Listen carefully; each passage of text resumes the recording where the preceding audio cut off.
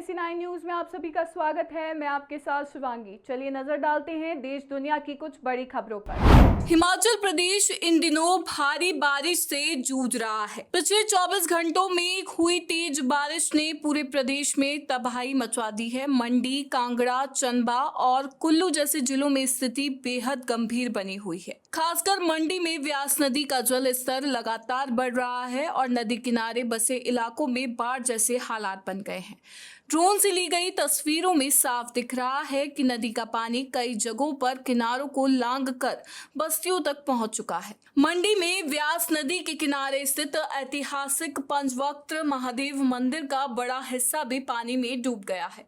स्थानीय लोगों के मुताबिक ये मंदिर काफी पुराना है और यहाँ हर साल बड़ी संख्या में श्रद्धालु आते हैं, लेकिन तेज बारिश और बाढ़ के कारण मंदिर का मुख्य हिस्सा अब जलमग्न हो गया है। जानकारी के अनुसार ये मंदिर लगभग 300 साल पुराना है। बीते दिनों जगत गुरु स्वामी रामभद्राचार्य ने संत प्रेमानंद महाराज पर एक ऐसी टिप्पणी की जिसे लेकर संत समाज में भारी नाराजगी देखने को मिली। अब इस पर विवाद को बढ़ता देख स्वामी रामभद्राचार्य ने सफाई पेश की है, जिसमें उन्होंने स्पष्ट किया है कि उनकी टिप्पणी का गलत अर्थ निकाला गया और उनका किसी भी संत का अनादर करने का कोई इरादा नहीं था। अब जगत गुरु स्वामी रामभद्राचार्य के उत्तराधिकारी रामचंद्र दास ने फिर से इस पूरे प्रकरण पर अपनी प्रतिक्रिया दी है। रामचंद्र दास ने कहा कि पूज्य गुरुदेव ने स्पष्ट रूप से ये कह दिया है कि संत प्रेमानंद जी महाराज से उन्हें किसी प्रकार की ईर्ष्या नहीं है। वे एक अच्छे नाम जापक संत हैं और भगवान नाम जपने वाला हर एक व्यक्ति गुरुदेव की दृष्टि में सम्मान के योग्य होता है। रामचंद्र दास ने आगे कहा कि हम सालबेग को अपना मानते हैं तो प्रेमानंद महाराज जैसे नाम जापक संत को पराया कैसे मान सकते हैं। साक्षात्कार में पूज्य जगत गुरु ने स्पष्ट कहा है कि अवस्था और धार्मिक व्यवस्था दोनों प्रकार से प्रेमानंद जी उनके पुत्र के समान है। विचार कीजिए, पिता के मुंह से निकला वाक्य कठोर प्रतीत होने पर भी उसके हृदय का भाव पुत्र के लिए कल्याणकारी ही होता है। अमेरिका की ओर से भारत पर 50% तक का भारी टैरिफ लगाने के बाद भारत ने इस आर्थिक दबाव से निपटने के लिए वैकल्पिक रास्तों पर काम करना शुरू कर दिया है। इसी रणनीति के तहत भारत और जापान के बीच एक बड़ा आर्थिक और रणनीतिक समझौता होने जा रहा है ताकि अमेरिकी दबाव को संतुलित किया जा सके। ध्यान रहे कि अमेरिकी राष्ट्रपति डोनाल्ड ट्रंप ने भारत पर एक तरफा तौर पर भारी आयात शुल्क लगाने का फैसला किया है। ट्रंप ने पहले से लगाए गए 25% टैरिफ के अलावा अब और 25% का जुर्माना जोड़ दिया है, जिससे कुल टैरिफ 50% हो गया है। ये फैसला बुधवार से लागू होगा। भारत ने इसे अनुचित और व्यापारिक सिद्धांतों के खिलाफ करार दिया है। भारत सरकार ने साफ कह दिया है कि देश किसी भी दबाव में झुकने वाला नहीं है। सरकार ने सभी विकल्पों पर विचार करना शुरू कर दिया है ताकि अमेरिकी टैरिफ का असर कम किया जा सके। भारत ने कृषि और डेयरी जैसे भारतीय क्षेत्रों में अमेरिकी हस्तक्षेप की मांग को साफ तौर पर नकार दिया है। जम्मू कश्मीर में खराब मौसम के चलते माता वैष्णो देवी की यात्रा रोक दी गई है। कटरा के अर्धकुंवारी में लैंडस्लाइड हुआ है। जम्मू के कई हिस्सों में भारी बारिश की वजह से जनजीवन अस्त व्यस्त हो गया है। सोमवार देर रात से हो रही भारी और लगातार बारिश के बाद माता वैष्णो देवी के पवित्र मंदिर की तीर्थ यात्रा को अस्थायी रूप से स्थगित कर दी गई। श्री माता वैष्णो देवी श्राइन बोर्ड के अधिकारियों के मुताबिक तेज बारिश के बाद सबसे पहले हिमकोटी रूट बंद किया गया। मौसम में सुधार न होने पर बोर्ड ने पूरी यात्रा को कुछ घंटों के लिए स्थगित करने का फैसला लिया। श्राइन बोर्ड के एक प्रवक्ता ने कहा कि श्रद्धालुओं की सुरक्षा हमारी सर्वोच्च प्राथमिकता है। स्थिति सामान्य होने पर वैष्णो देवी की यात्रा फिर से शुरू की जाएगी।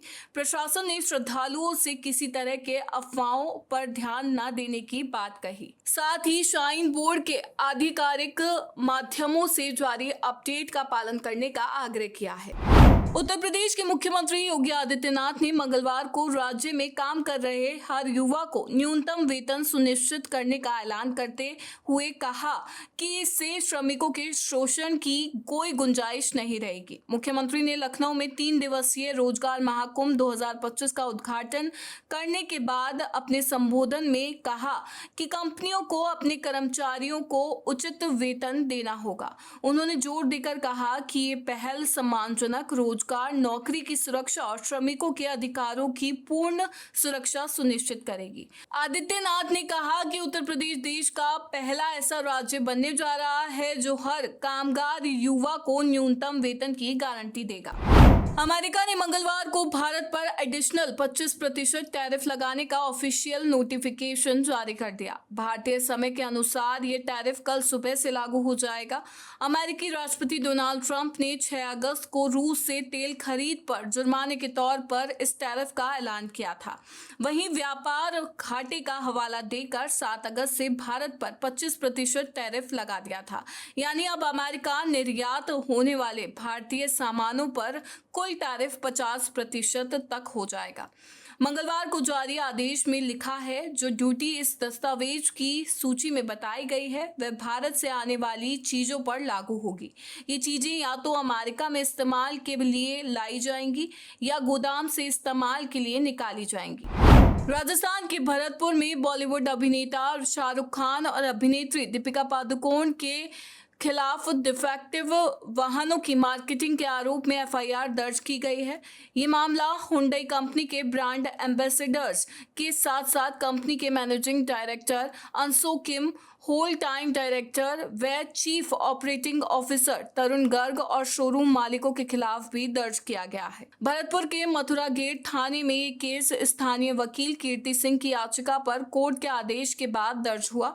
कीर्ति सिंह ने अपनी शिकायत में कहा कि शाहरुख खान और दीपिका पादुकोण कंपनी के प्रतिनिधियों की तरह डिफेक्टिव वाहनों के प्रचार के लिए बराबर जिम्मेदार हैं। मथुरा गेट थाने के एएसआई राधाकिशन ने बताया कि मामला वाहन की खराबी से संबंधित है और पुलिस इसकी जांच शुरू कर दी है।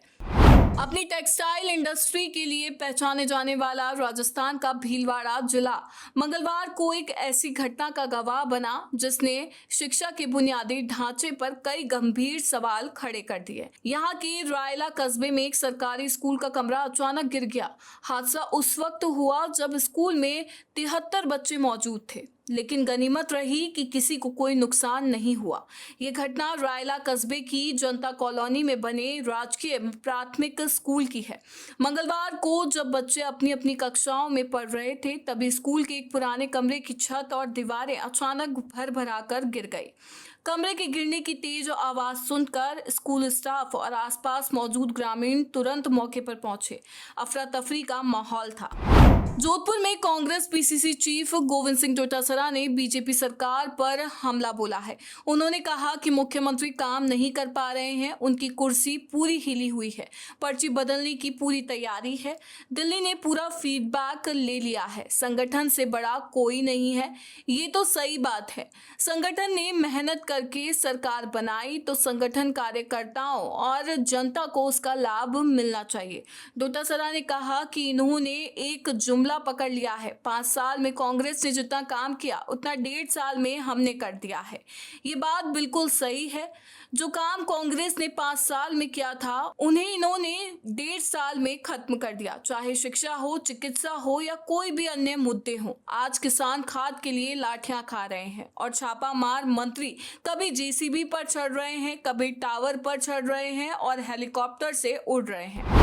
कोचिंग सिटी के रूप में मशहूर कोटा जल्द ही उत्तर भारत का एक प्रमुख मेडिकल हब बनने जा रहा है। लोकसभा स्पीकर ओम बिरला ने आज दादाबाड़ी चिकित्सालय में 1.5 करोड़ रुपए की लागत से हुए चिकित्सा सुविधाओं के विकास कार्यों का लोकार्पण करते हुए ये बात कही। उन्होंने बताया कि इस पहल का उद्देश्य संसदीय क्षेत्र के लोगों को उनके घर के पास ही बेहतर इलाज उपलब्ध कराना है।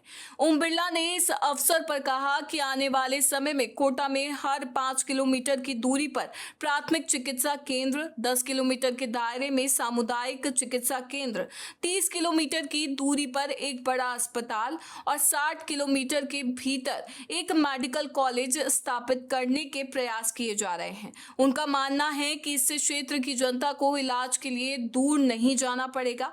उन्होंने ये भी आश्वासन दिया कि कोटा शहर के हर वार्ड में प्राथमिक चिकित्सा सुविधाएं जल्द ही शुरू की जाएंगी। NSE9 न्यूज में फिलहाल इतना ही। आगे की खबरों से अपडेट रहने के लिए बने रहिए NSE9 न्यूज के साथ। नमस्कार।